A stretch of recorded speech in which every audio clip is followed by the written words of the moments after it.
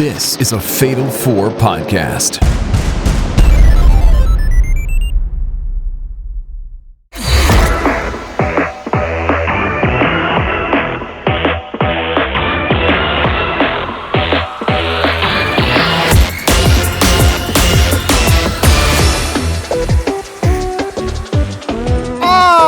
Forward gamers, and prepare to shuffle those feet from side to side. It's time for Squared Circle Strafe, the premier video game podcast of the Fatal 4 podcasting network.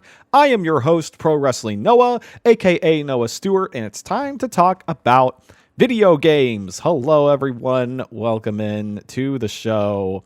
I've been gone for a while, sorry about that. I don't think I even gave a warning when I did the last episode, but I had scheduled some surgery. I had some nose type surgery. It was for my deviated septum.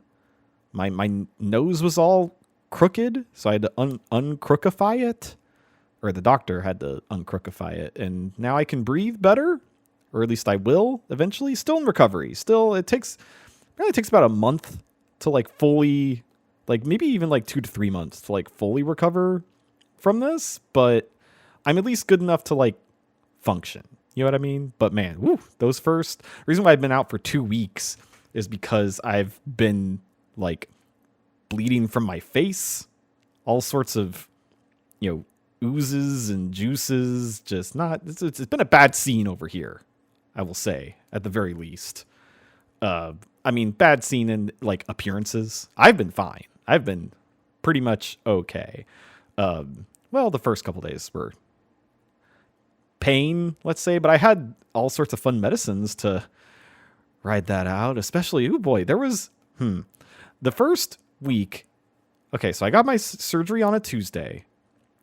Went about 5 days. I got to Friday, had a post-op visit, there were plastic dividers in my nose, basically. This might be TMI.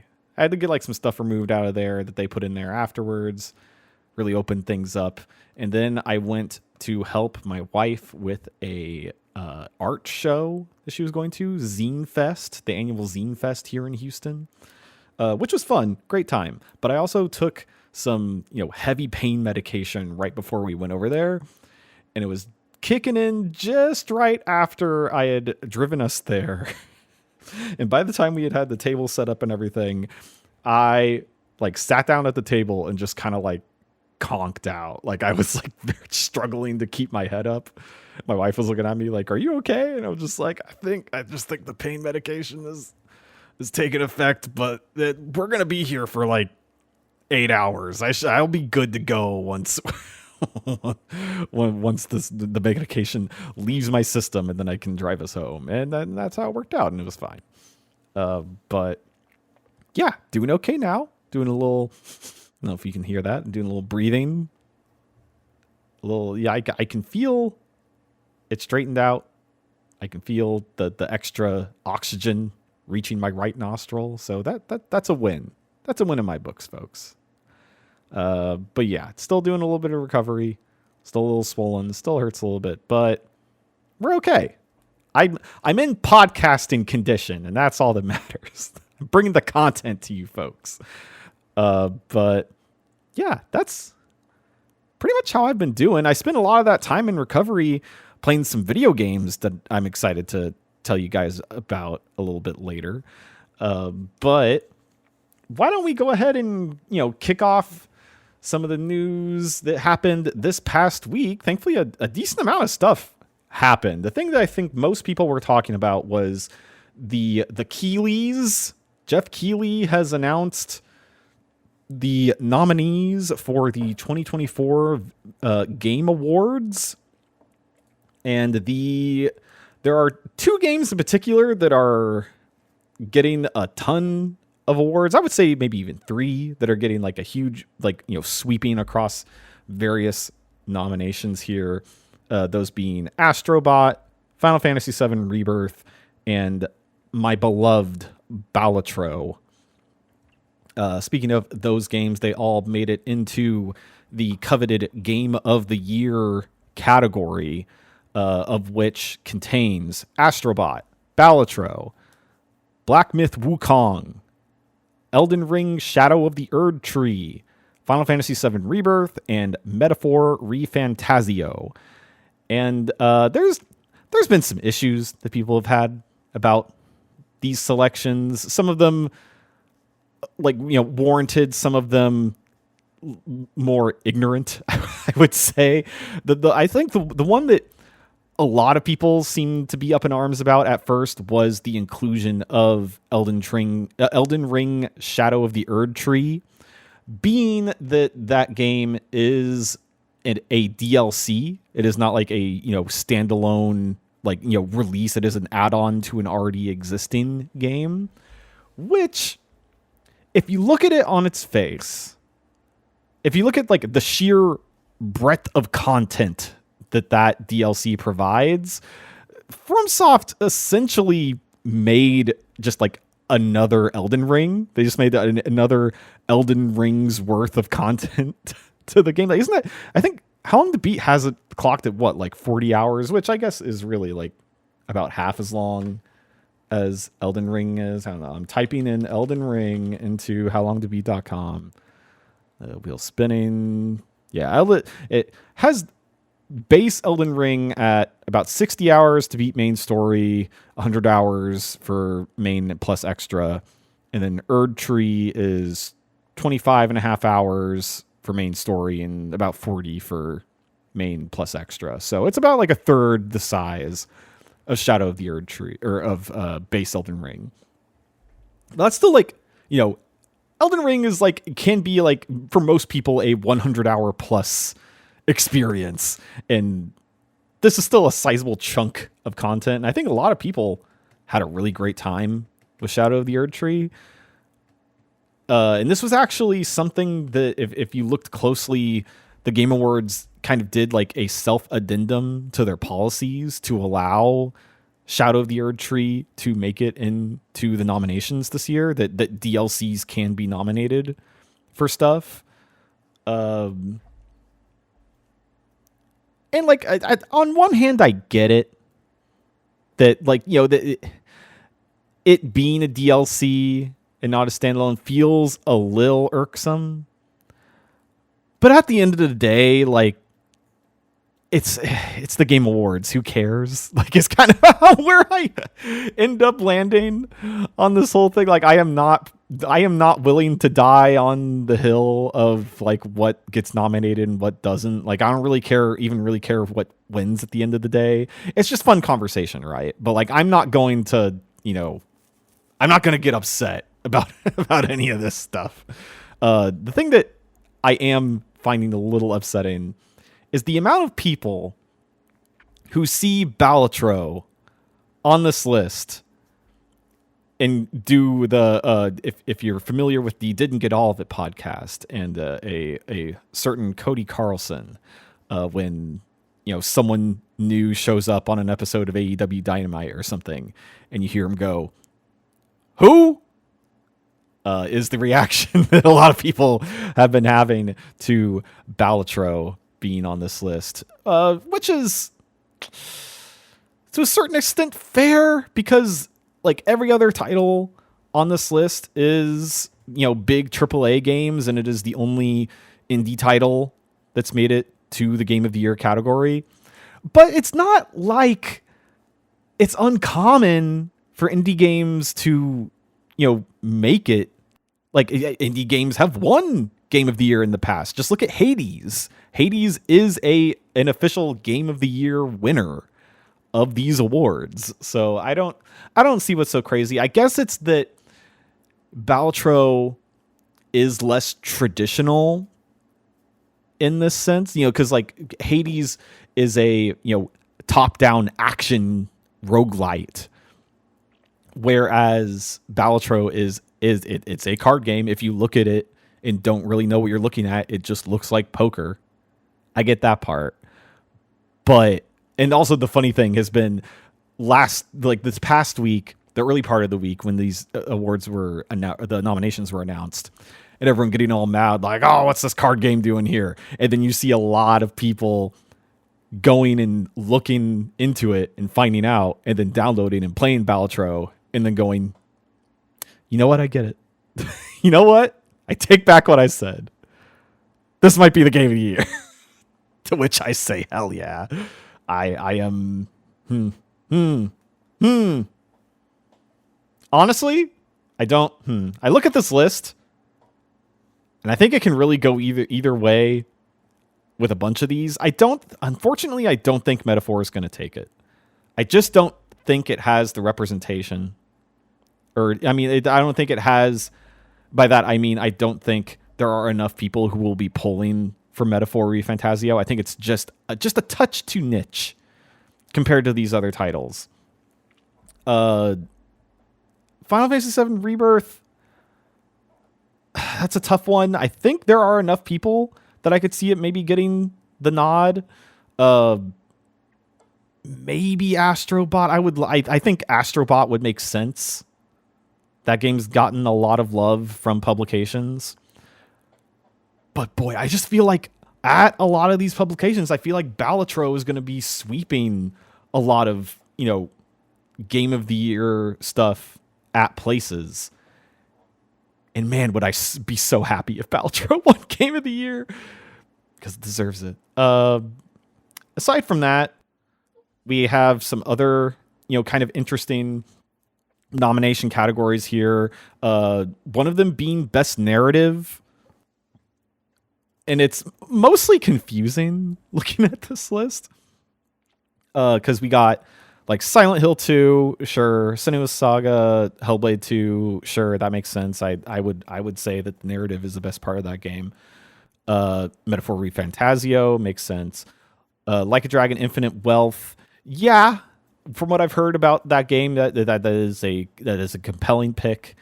The one that, and there's someone on this podcasting network that I think might get a little bit mad about this, but Final Fantasy VII Rebirth, does it belong on this list? I don't know, because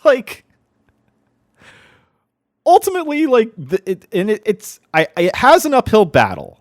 I understand, because it is the middle part of a JRPG from the 90s. It is the middle part of what they are now, releasing as a trilogy, of the middle chunk of a JRPG's story from the 90s.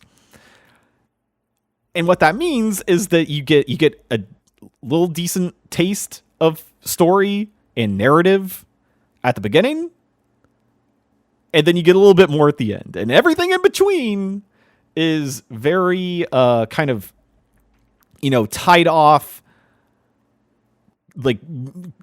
time that you're spending with individual characters in the party. And those stories are good, but are they a good single narrative? I don't think so. I don't think I can square the circle. Mind the pun, please. I didn't mean to do that. Yeah. I don't know. And don't get me wrong, I love Final Fantasy VII Rebirth. It will probably be on my personal top 10 of the year. But I just don't think that I don't think the narrative is solid. All three of those games put together? Sure. But Final Fantasy VII Rebirth?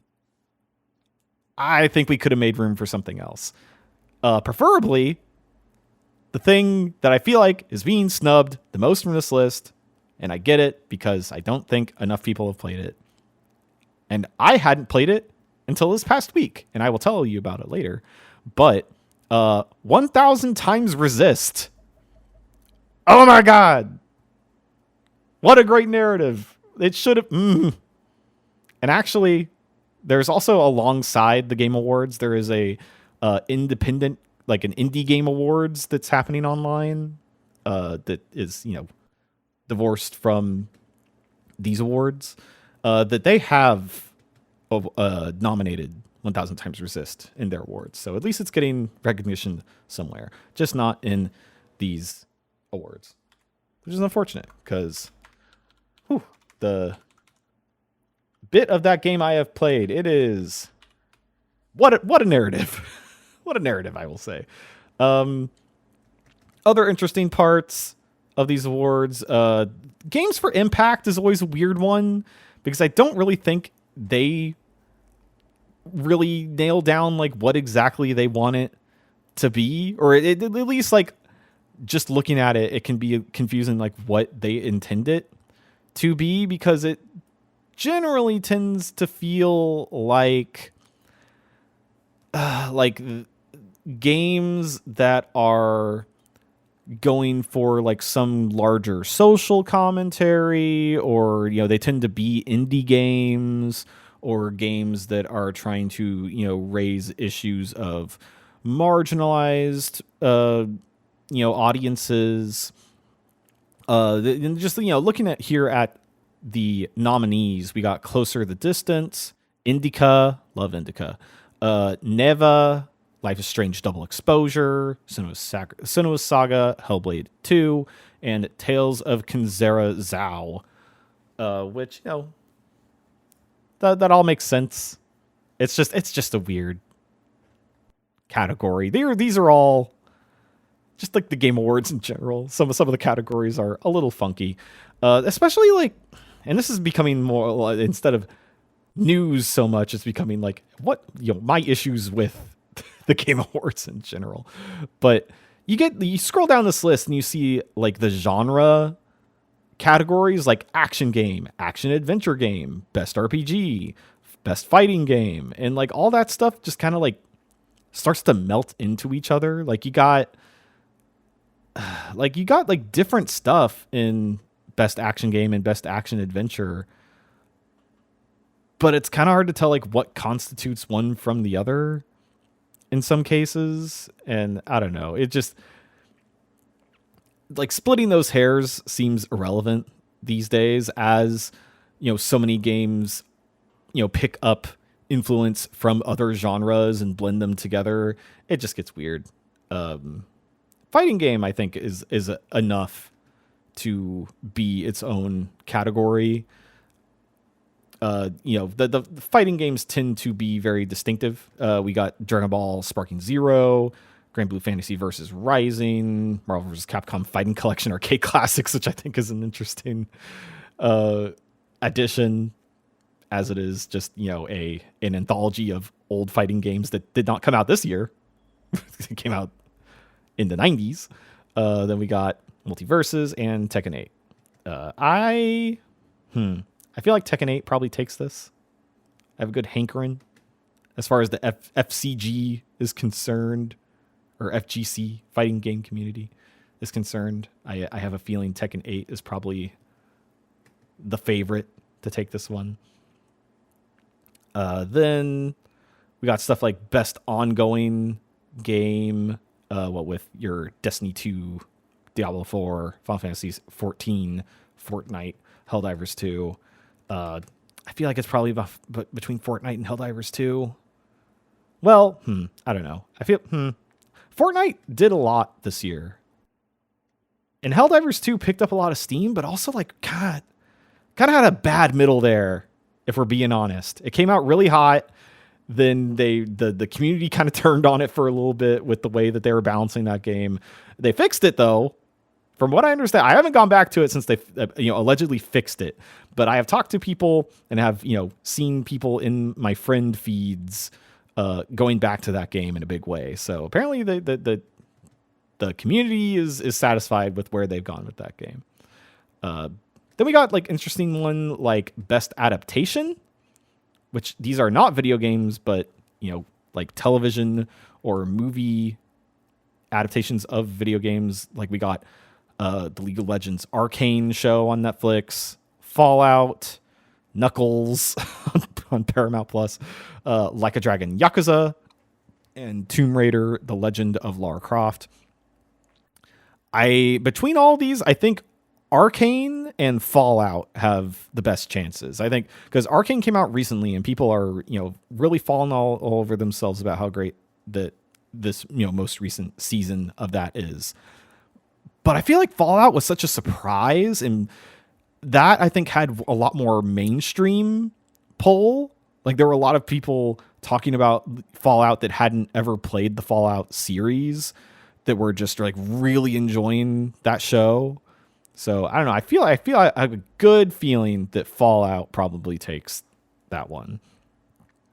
And yeah, that's the only other thing is like content creator of the year is always so weird because I feel like I just see a list of 5 names and I'll maybe recognize one of them. That might just, talk to how ignorant I am of certain corners of Twitch.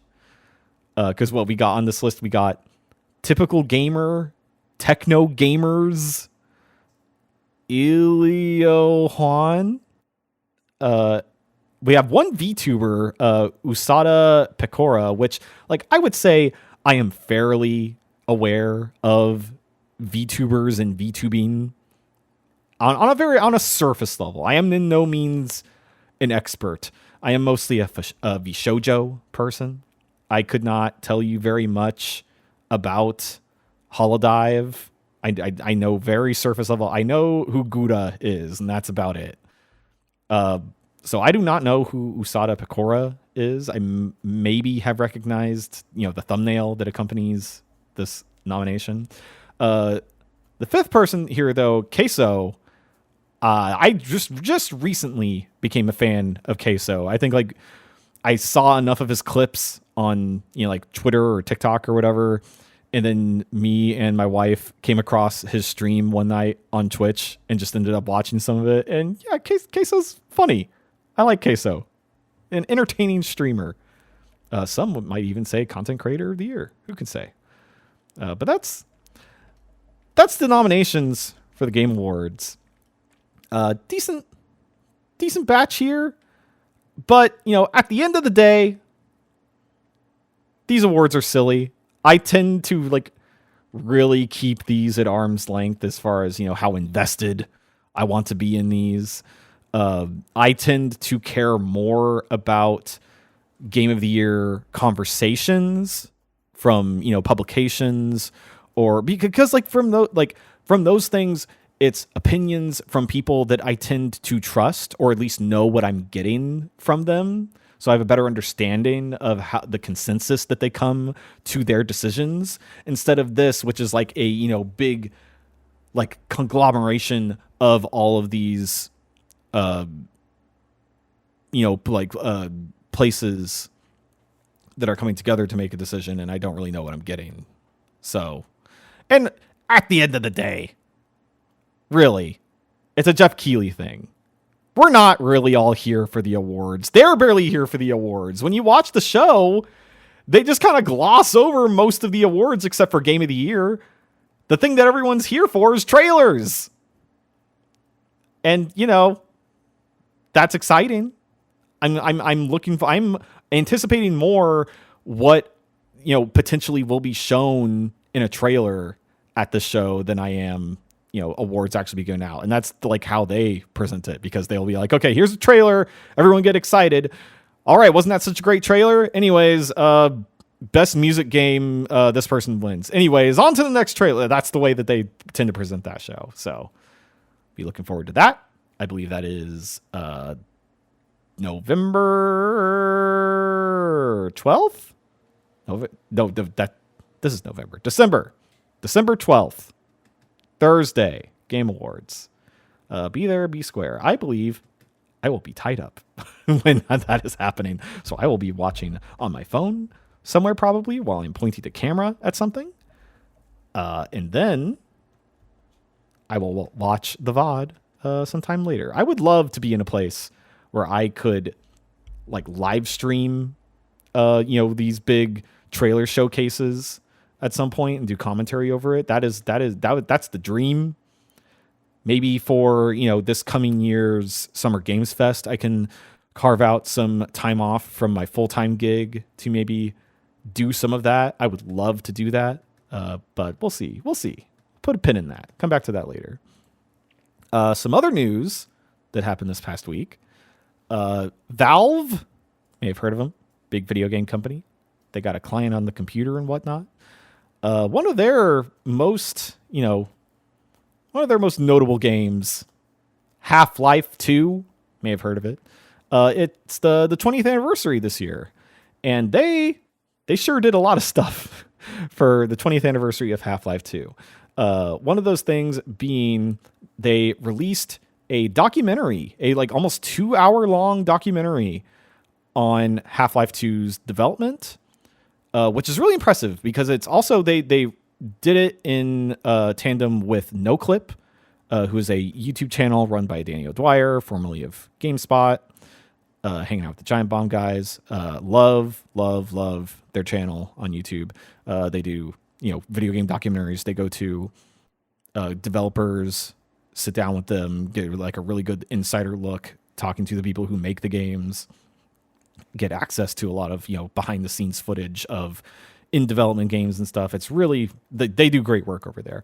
And they actually did a Half-Life documentary before this on Half-Life 1, but they weren't able to get a hold of any of the people who had originally worked on that game. So they ended up doing a documentary that was kind of things adjacent to Half-Life 1, like kind of going and talking to people that don't work at Valve anymore, kind of getting their side on things, and kind of like, offshoot projects that those people went on to do, like a fan project, making what was supposedly supposed to be episode 3 of Half-Life 2 that, never got released.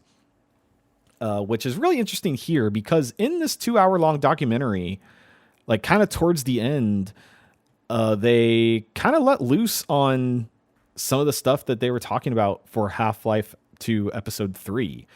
There's like some unseen footage in it, which I have not actually seen yet. I'm about like half an hour into the game, but according to this article from Video Games Chronicle, they go into it and they kind of talk about how they think that they were about like 6 months in on development of episode 3, but then they, moved on to Left 4 Dead, and then they just kind of started working on the other, very popular Valve games in their catalog. And by the time they considered going back to episode 3, apparently Gabe just felt like they missed the window. Like it was too late. They couldn't go back. So just some interesting insight there. I'm really looking forward to going and, watching this whole documentary. NoClip, makes it look real good. They do great work. And I'm glad that they were able to, actually talk to the actual developers. There's like a lot of footage of interview with Gabe Newell, which is very impressive. He looks super different than you'd expect him to look these days. He's got like slick back hair. What's his status on being a piece of shit? I could not tell you. I do not know the man, but he's got them Ray-Bans though. Anyways, next news story, the PlayStation 5 Pro seems to be having some issues. Owners are complaining that some of the Pro enhanced games look worse when using the Pro technology. The Pro technology being the PSSR upscaling technology, or as we have previously on this podcast referred to as the pisser. Apparently it's pissing all over these games because people are reporting Star Wars Jedi Survivor and Silent Hill 2 as looking a little bit worse with this technology. Specifically, I've heard people talk about the like street puddles in Silent Hill 2, instead of looking like, like reflective and shiny, just looking like a blurry mess.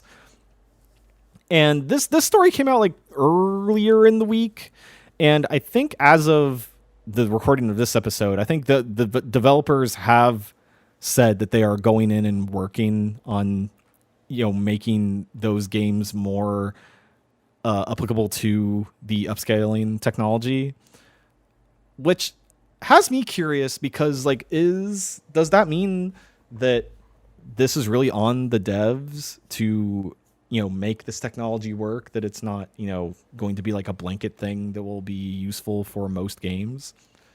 I don't know. It's interesting, but I don't know. It might just be growing pains. Maybe it's something that, Sony will eventually have to patch into the pisser to be able to work with games better. I don't know. I'm not a software guy, but this is what people have been saying about how their PS5 Pros have been treating them. But apparently it's getting fixed, so help is on the way. Speaking of moving and shaking over there at Sony, they're reportedly in talks to acquire From Software owner Kadokawa. Kadokawa, for those who don't know, are a Japanese company, Kadokawa Corporation, who, like, one of the bigger things that they're really known for is they specialize in owning companies that make books and manga publishing, film production, DVD sales, and other cross-media, stuff. A lot of anime, let's say. But one of the other things that they own actually is a majority share in From Software, which is interesting. And I think, like, that's what most people are looking at this, from the gaming sites that have been reporting on this news is, oh my gosh, Sony is going to be, acquiring From Software. That means we're getting Bloodborne 2, which I think is a very narrow way of looking at this because no, it doesn't. We don't know that. No one has said any of this.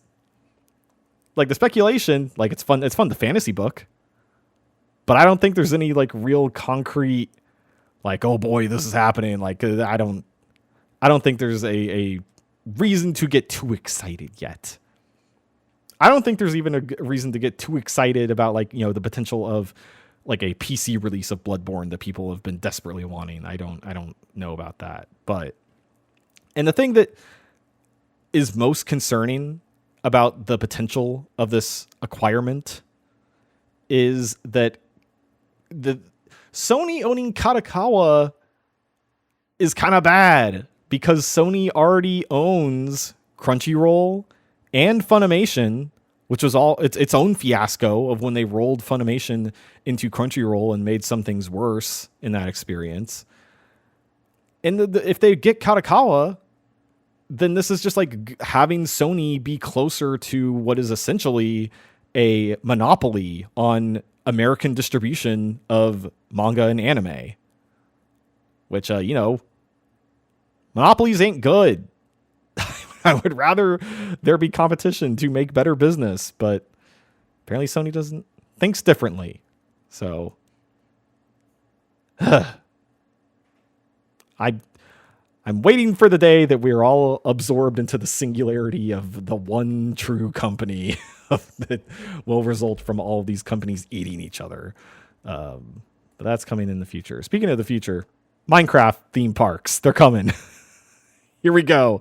The Minecraft theme park rights have been won by Alton Towers and Legoland owner Merlin Entertainments.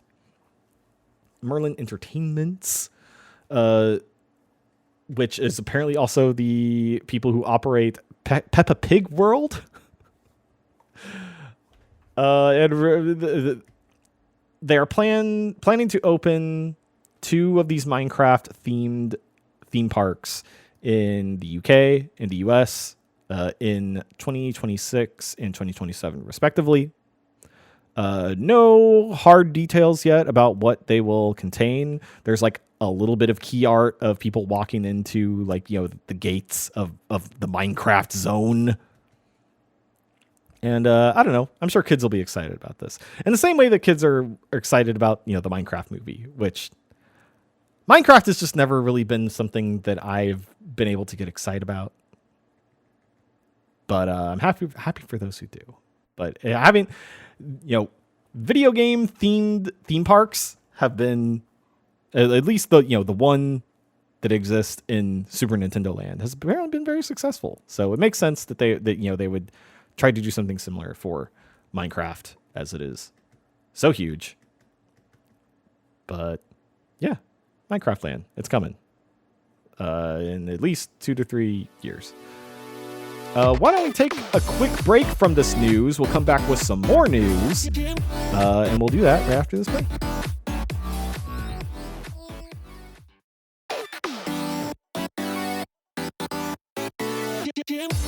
And we're back, folks. Hello. Got a little bit more news here for you.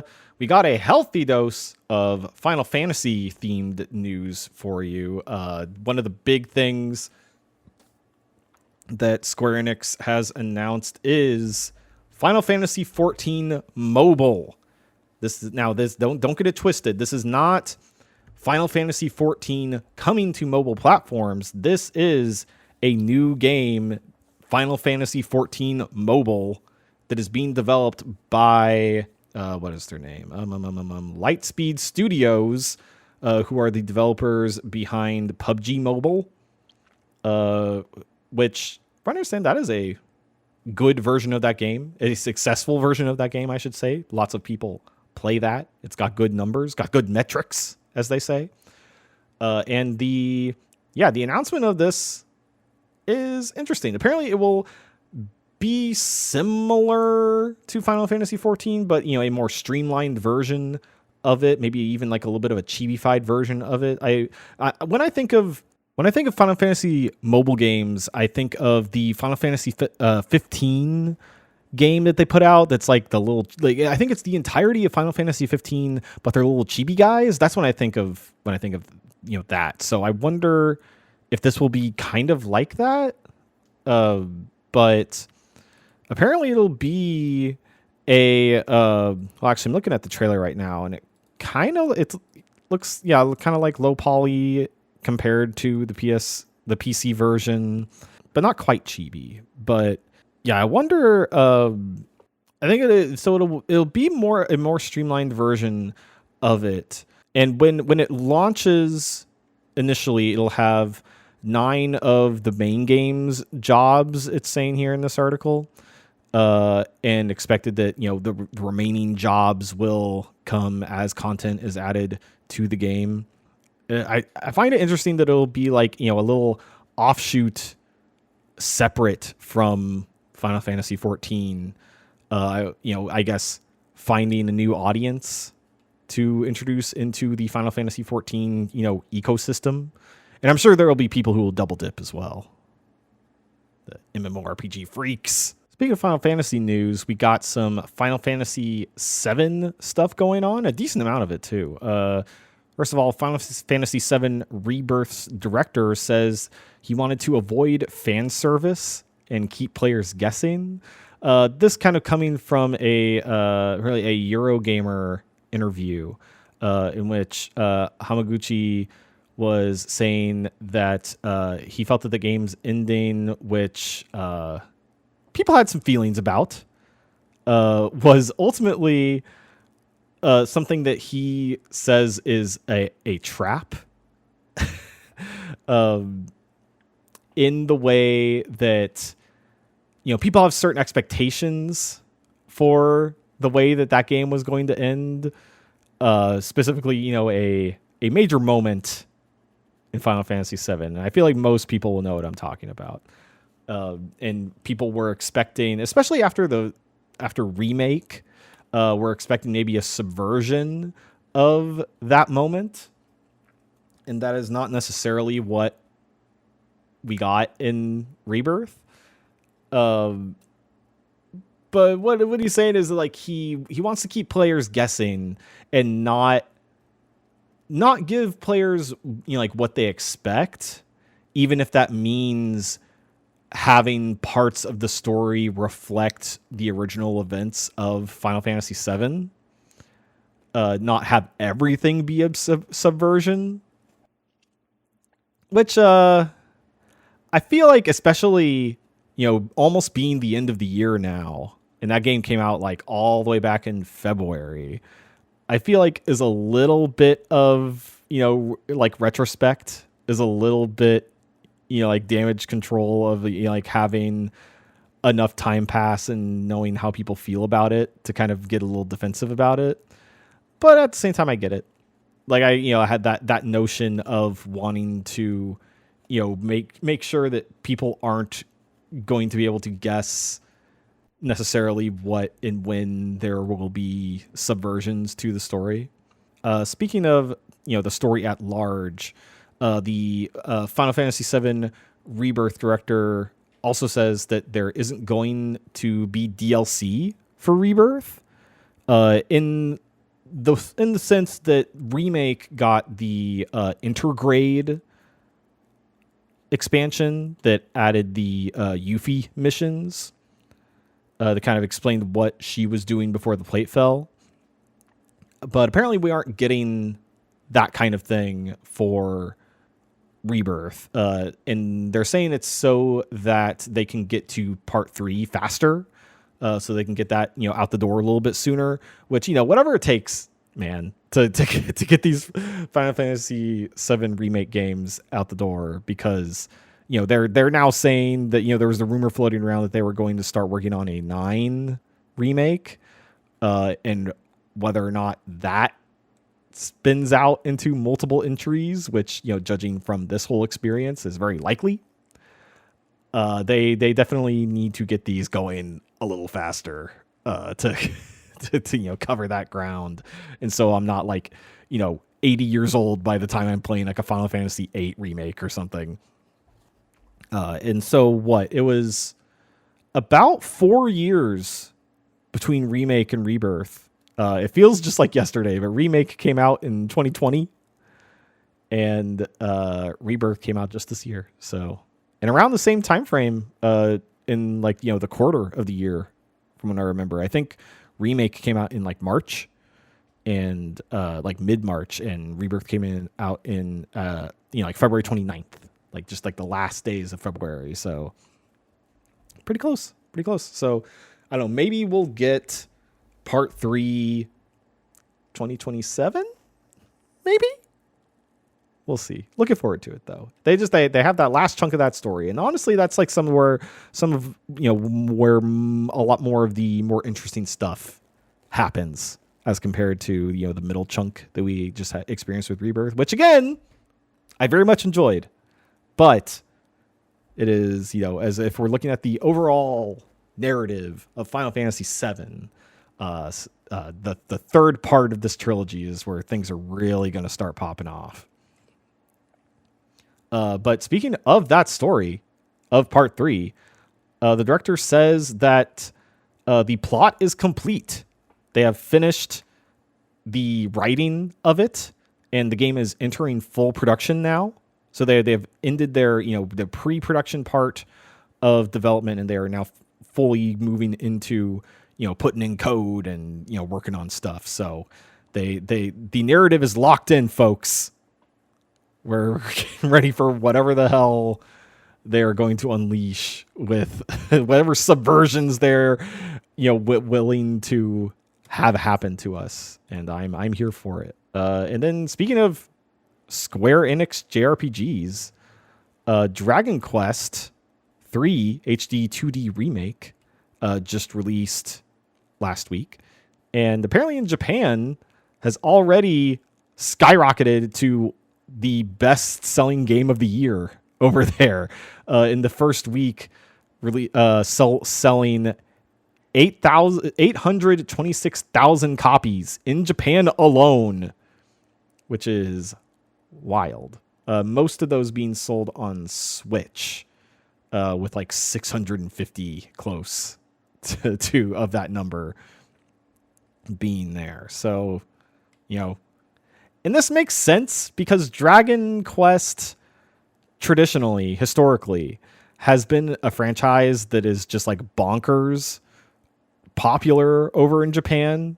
I think it was because of this game of Dragon Quest III the first time, for the Nintendo Entertainment System, that they had to implement in Japan a Dragon Quest Day, basically, that made it basically a national holiday where schools would shut down and people would get time off work to play the new Dragon Quest because they knew that people would just not show up anyways.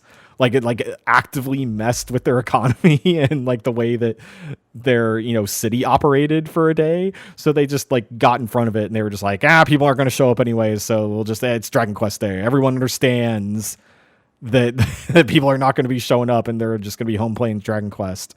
So let's just all agree and let that be a thing.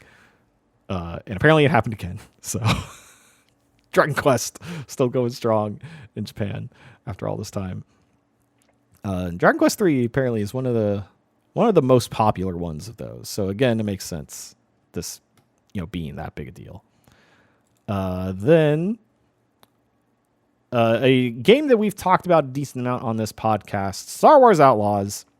We're talking about doing some updates, and here's some more concrete details on those updates. They are removing stealth from almost all quest objectives, quote unquote. And what this means is in a lot of the story objectives in the game, you would be like infiltrating an Imperial base or something like that. And you would get spotted by an enemy. And in a lot of the side missions, if you get spotted by an enemy, you'd kind of be able to like, oh, I've been spotted. Now, like everyone's shooting at me and I can kind of, blast my way out of it action star wise. Or maybe like, try and go and hide and let the alert calm down before I can start stealthing again. But in a lot of the story missions, what would happen is that you would get spotted by a stormtrooper, and then like just like big red text that said "caught" or something like that would pop up, and it would just be like an auto fail, and you would be sent back to the beginning of the mission right outside of the like entrance to the base or whatever, and you have to try again. And apparently this update will turn off that instant fail. Like it'll just like make it so that you can have more freedom to choose how you want to engage with the missions, which I think is a positive, because that's all like that is something that I had an issue with the time of I spent playing the game. Was that like it didn't give me a choice on like whether I wanted to go loud in those moments or just like try and sneak off, and maybe like that. It feels more active in that way. The instant fail feels really bad, and also feels like I'm kind of wasting some of my time because it's really just like taking away all that time that I spent getting to that point and sending me back to the beginning. So I think this is a net positive, and this also comes like at a time when they are trying to get this game into shape and hoping. I assume they're going to be doing a little bit of marketing here to try and get people to remind them like, hey, Star Wars Outlaws exists. Maybe you want to get it for the holidays. I think there's already some discounts I've been seeing flying around. I think it's like a little over $50 right now on Steam. So, and I'd say it's a good price for that. I definitely recommend Star Wars Outlaws. It's not the best game of the year per se, but it is a game that I enjoyed a lot of my time with. And if you've asked Paul Griffin, it is one of the best games of the year. So definitely, there's 2 recommendations from the Fatal 4 alone for Star Wars Outlaws. So definitely check it out if you haven't yet. And then last piece of news here from Microsoft. This is coming in hot. Actually, I think just like as of yesterday, this news is being reported as of the recording of this episode. Microsoft announces Edge Game Assist, which is a way to bring up guides while playing PC games. This being a part of the like Xbox Game Bar for PC, which is like you press like your little menu button. Which would it like be the like PlayStation button on your PlayStation DualSense or whatever? You press like the big Xbox button that brings up the game bar, which lets you kind of like dial in some settings or maybe do like some screen capture or something like that. But this new Edge Game Assist uses the Microsoft Edge browser to allow you to kind of bring up a little internet browser to then look up guides for the game and have it be like present on the screen while you're playing the game, which is kind of neat. And also like this thing that they're doing will be applicable to specific titles and be able to recognize them. So like when you hit the game bar button and it brings up the Edge Game Assist, it will automatically pull up links for you to click for guides for those specific games. The games they have announced for this so far are Baldur's Gate 3, Diablo 4, Fortnite, Hellblade 2, Senua Saga, League of Legends, Minecraft, Overwatch 2, Roblox, and Valorant. Which some of those I don't know if you really need a guide for, but it's there if you need it, apparently. And then the other ones you can just kind of like, pull up the stuff on your own in the little window browser, and you can kind of pin it to your screen so you can have like a little guide, kind of like a picture-in-picture experience while you're playing the game. And that's kind of neat. I think, it'll vary on game to game how useful that is, how busy the HUD is perhaps. You might not want, like a little pinned window on the screen while you're doing stuff. But I don't know. I'm playing, and I'll talk about it here in a second. I've been playing Nine Souls, which is a Metroidvania. And I tend to get decently lost in Metroidvanias depending on the game, especially in one like Nine Souls where they don't really have waypoints in the way that like a, like modern day Metroid might. So this could be helpful. I don't know. Might check it out. I have not tried it as of now, but I don't know, maybe next week I might have a little something to say about it. We'll see. But that is the news. Why don't we take another quick break, and when we come back, I will tell you about some of the video games I've been playing for the past couple weeks here.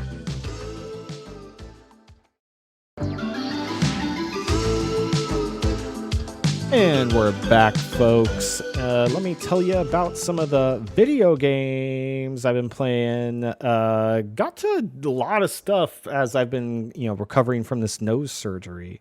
Got some new stuff I've been playing, some stuff that I'd already been playing, but I've been getting a little bit farther in. One of the newer titles I got to spend some time with was Metal Slug Tactics. I got to play through Xbox Game Pass, which was nice, but it's a grid-based strategy RPG based on the famous arcade series Metal Slug. For those of you who don't know, is a side-scrolling action shooter game.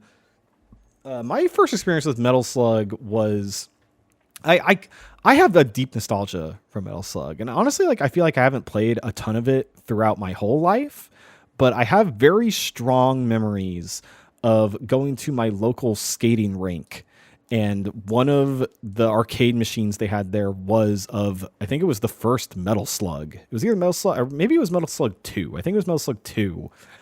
And we would just pump quarters into that thing and play it over and over and over again. Just that as an arcade machine, like the graphics of that machine are just so attractive, just how fluid they are, on those, like those Neo Geo chips. Just, those Metal Slug arcade games look so good.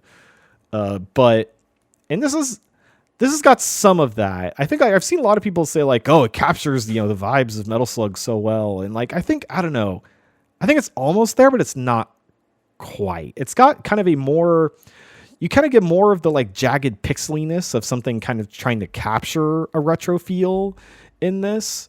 Whereas like, the Neo Geo style, 16-bit graphics of the original Metal Slugs were, I feel like, a lot more fluid, maybe even a little more grimy. Like the color scheme is just like a little, nastier.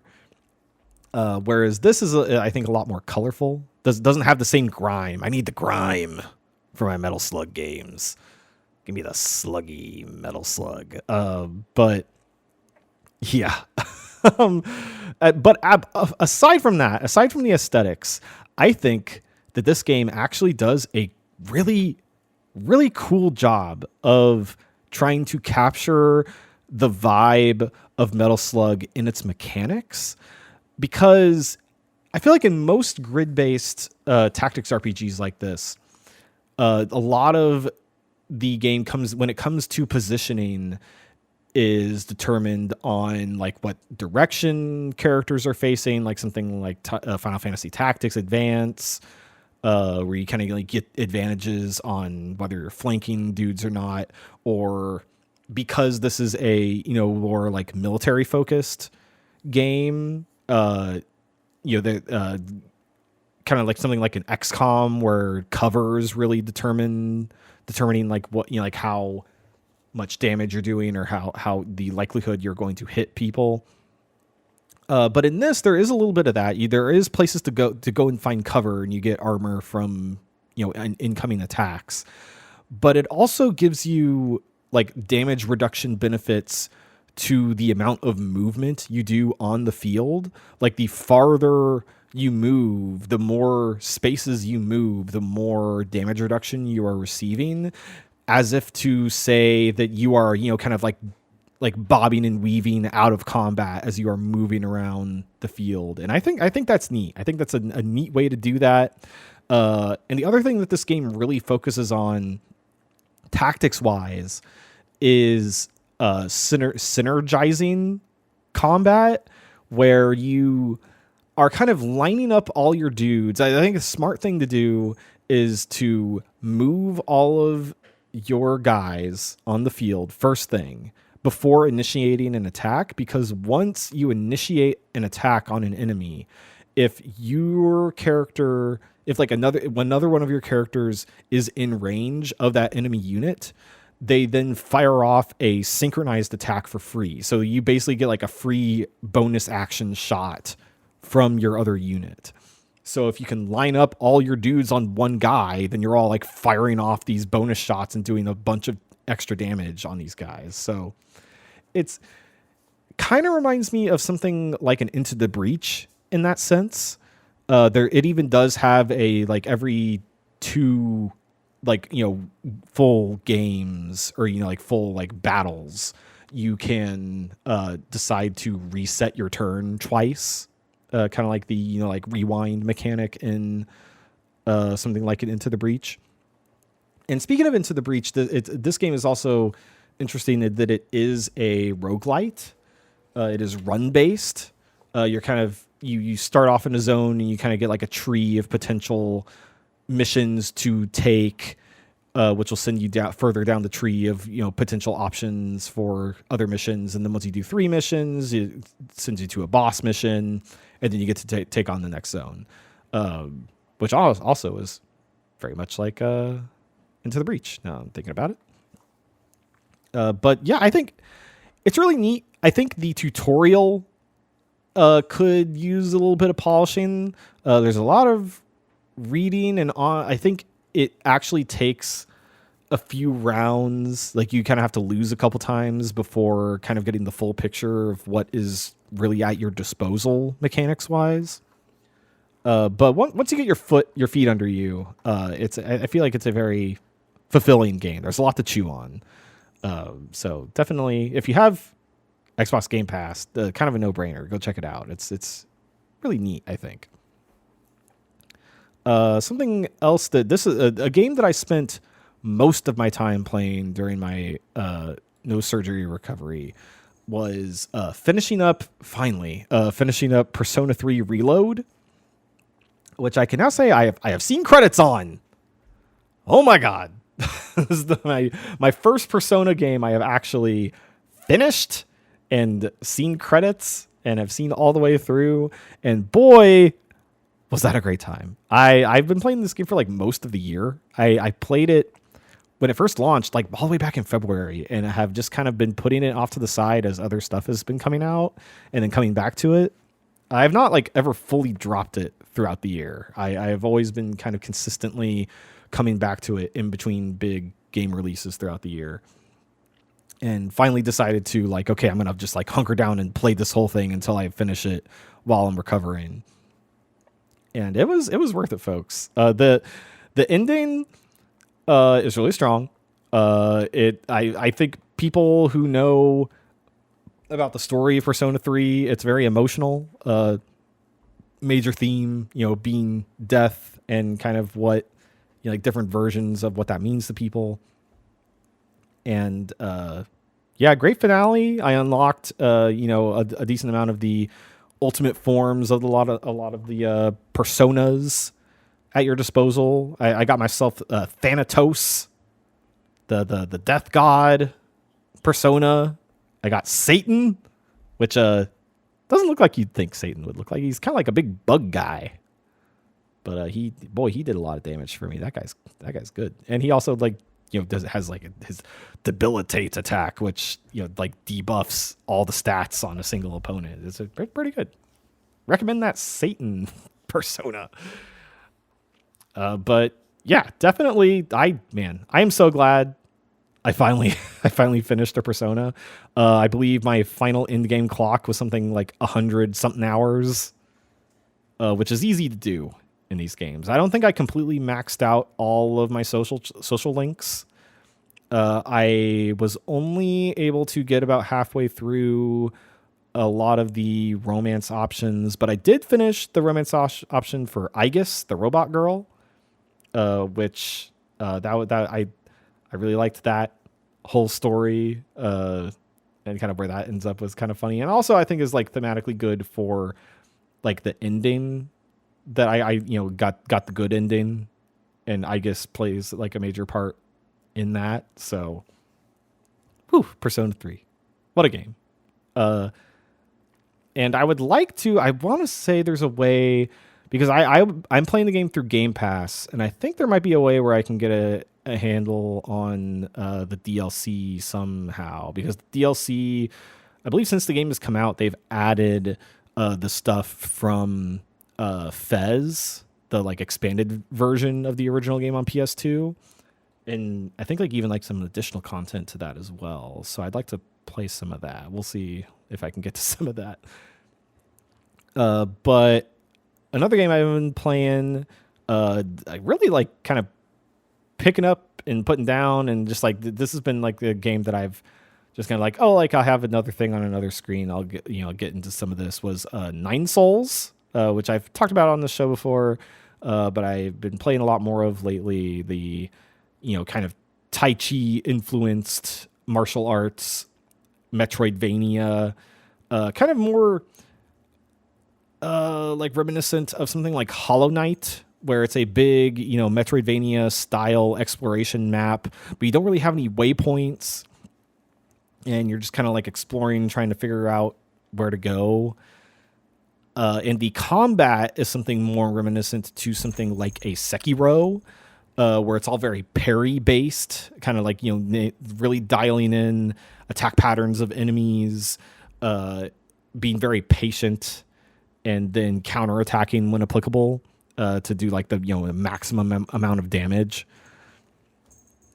And I think I've been getting a lot better handle on the game. I feel like I was kind of struggling at first, and also like, which is like I had this problem with Hollow Knight as well. Like if I don't have waypoints, I tend to lose my way pretty easily. Like I just recently, I got most of the way through a section, and I think like the last thing I was supposed to do was just go right more on a certain part of the map to then go find the boss. I was like right there about to fight the boss of that section, and for whatever reason I got sidetracked and just like ended up in like a completely different zone, like finished that zone out and then tried going to a different zone and got stuck. And then I looked up a walkthrough and it was like, oh whoops, I was supposed to fight a boss like 2 zones ago. How'd I do that? So yeah, that's what I'm currently working on, is going back to that zone to fight that other boss. But yeah, I think the parry mechanics in that game are really good. Also something, it has the kind of, like Hollow Knight kind of Dark Souls-esque mechanic of when you die, losing all of your, money and experience and stuff, and having to go run back and get it, like kill the enemy that killed you so you can get your stuff back. And I feel like in the past I've been really frustrated by that sort of mechanic. And I'm really letting it kind of just like wash off me, for Nine Souls for whatever reason. Just like, I lost all that stuff, whatever. I have a podcast on or whatever. I'll just, go, keep trucking on, and I'll get some more stuff and be able to, upgrade some stuff and whatever, which I think is the attitude you're supposed to have with this kind of mechanic. But I think because I started playing those sorts of games, I started with Demon's Souls, and when you die in that game, it like reduces your health, like almost like it's up to half, depending on how many times you die before you're able to like restore your humanity or whatever. And I think that just like that really gave me like intense anxiety about that specific kind of mechanic. So that's kind of just something I've been traumatized and I haven't been able to get over it since. But I think I'm starting to heal, folks. So maybe this will be good news for, playing that kind of mechanic type of game in the future. But still enjoying my time with Nine Souls. Just, kind of like a nice, oddly chill game for me to kind of, like pick up and not have a ton of investment. And I think it's because I've kind of given up on the story in that game. I think the world is really rich and interesting, but a lot of the kind of like, parts of the game where they're delivering a lot of dialogue is really delivering a lot of dialogue to the point where I'm kind of stopped caring. Like, it's just so heavy and I kind of don't care. I'm way more invested in the mechanic part of the game now than like the actual story, which isn't necessarily a bad thing. So definitely looking forward to diving into more of that. And then a game whose story I am very invested in is 1000 Times Resist, which is a game that I just started playing in the past couple days. And boy, I am loving it. It is an indie game. It was made by like an art collective. I think like during the pandemic, they started working on it and it came out just this year. I think in May, I want to say is when it was released. And I've been hearing a lot of buzz about it. It's a kind of post-apocalyptic, but like very futuristic game about like clones, and it's like very existential. It's kind of hard to explain narrative wise because it does unpack a lot, but I also think that it is good to go into kind of not knowing a ton about the specifics and kind of just letting it deliver itself to you. It's very narrative heavy. You do play, control a character third person most of the time, running around environments. You're going around talking to people. Most of I'd say like 98% of the game is voice acted. So there are like dialogue boxes that will pop up and, you can read those, but there is also voice acting. So that helps a lot if you're kind of intimidated by doing a lot of reading. The voice acting helps a lot. The voice acting performances are very good. I think very authentic, and very, very naturally delivered. And the world building in this game is incredibly unique and incredible. And it's a game that I believe How Long to Beat has like about 14 hours to play, which I feel like is kind of asking a lot from a narrative game, like an indie narrative game like this. But I think it has like maybe 10 chapters, and I just reached the 5th chapter, so I'm almost halfway through. And I am, I believe, like something like 5, maybe like 6 hours into it, and it is worth it. The story is so engrossing. Just the way it unfolds, and there's like specific sections where you're kind of like diving through characters' memories, and you think that it's going to be like a similar thing every time, but mechanically it's different. The way you kind of move through the environments, you'll maybe be like first person in one, and then you'll be like side scrolling in another, but then you're kind of like zipping through the sky, going from waypoint to waypoint in other ones. Like it is all very, there's a lot of variety to what you're doing in between all of the running around and talking to people. But you do have a hub area where your characters hang out, and you get a lot of time to go and talk to people and get to know them. And the hub area is pretty large for a game of this scale. But you become decently intimate with it as you kind of run around. But even the 5 to 6 hours of it that I've played, and I've already kind of become very attached to characters in the environment, and as well as the environment itself. So definitely, I have a good feeling this is going to make it to my top 10. So definitely, if you have not played 1000 times resist, and that's spelled, I know that's kind of a weird title, but it's spelled, the number 1000, the letter X, and then all caps resist. But it's on Steam. I don't know if it might be on PlayStation. But yeah, 1000 times resist. Definitely, if you're into, like indie narrative games, like your like Kentucky Route Zero, or even like a, something like a Disco Elysium, even though it's more of an RPG, but like, it's so good. Just, you have to, if you're into narrative games, it is a stone cold recommendation. Like it is required. You must check it out. Because I'm going to probably be talking about it by the end of the year. So, but that's all the games that I've been playing. I actually, there's something I've been wanting to do for a while. I enjoy consuming a lot of content about video games. One of those things being videos on YouTube. So I thought I'd take advantage of this section to also kind of shout out some of the game related videos I've been watching. Some of those being MinMax, the MinMax Show, their podcast, their YouTube channel, just MinMax. That's MinMax with 2 N's.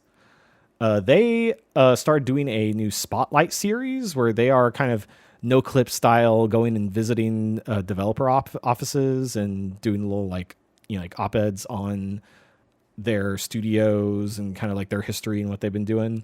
And they did a really cool video where they went to the office that makes EverQuest, the MMORPG, the like pre-World of Warcraft MMORPG, where apparently I did not know that EverQuest is still operating and working, and like people are still playing EverQuest. So they go to the office there, they get like a nice like rundown of the game, like after 25 years of EverQuest, from one of the like major guys in the video is the art director who did the logo for the game, the very iconic EverQuest logo. And it's a very fun, like 20-minute video, very informative, kind of insight into a very unique, like thing from the game industry of, like EverQuest, a very old MMORPG that is still kicking around. And they are still making content to this day. Like they have like annual expansion packs that they are making that people are making new content for EverQuest in 2024 is wild. So that video is neat. And then also from Eurothug 4000, a YouTube essayist, they did a video on, they have the videos titled The Unexpected Horror of Piglet's Big Game, which is a reference to, if you are on, gamer Twitter, there was a trend going around where someone was playing the tie-in game for Piglet's Big Movie, which was Piglet's Big Game for the, I believe, GameCube. And the footage of it is Piglet running around these very like gothic castle environments with like very eerie music, like not just like, like Scooby-Doo music. When I say eerie music, I mean like Silent Hill, like very ethereal kind of, like moody horror music. And like people were like seeing this footage going around and they were like, oh, haha, funny, like mod. Someone put, this Piglet character model into like a horror game. And then people slowly realizing, oh, wait, no, this is the actual game. This is what Piglet's Big Game looks like. And this whole video is kind of giving a rundown of like what the game is and why it looks like this. And even they got a hold of the one of the developers and got to talk to them about their experience making the game. So pretty neat. The Unexpected Horror of Piglet's Big Game. And I will be sure to provide some links in the description of this episode so you can go check this out. But I think that's going to do it for the show this week. There's a lot of news up top to talk about, so no Strafe Shuffle this week. But thanks again for listening, folks. Thank you for bearing with me through my 2-week hiatus for my nose surgery and stuff. We'll see about whether or not there will be an episode next week, because we got the holidays here in the US. A very happy Thanksgiving to everyone out there listening. But that'll be it for this week's episode. Thank you for listening to Squared Circle Strafe. Leave us a nice review on Apple Podcasts if you like the show. You can follow me on twitter.com @UziNeon. If you want to catch more of me talking about some real nerdy stuff, you can follow the Didn't Get All of It podcast to hear me and the rest of the Fatal 4 hosts talk about the latest and greatest in professional wrestling. You can also sign up for our Patreon to get exclusive access to our Discord, as well as bonus content and the satisfaction of supporting independent podcasting media. Head to patreon.com/Fatal4Pod. That's Fatal, FOUR Pod. Thank you again for listening, and as always, enjoy your gaming.